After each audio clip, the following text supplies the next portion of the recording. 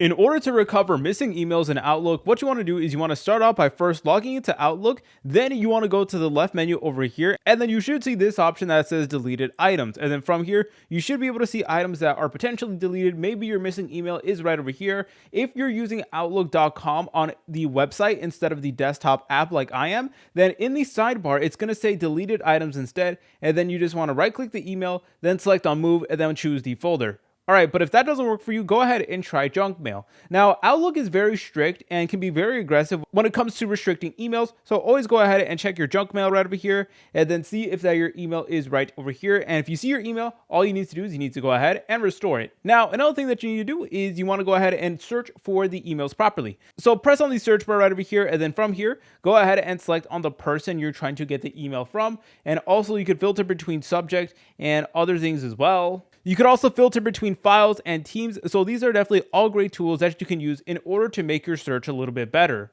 Now, sometimes the issue could be with your settings itself. So what you want to do is you want to go ahead and select on settings right over here. Then make sure to go ahead and select on general. Then select on search.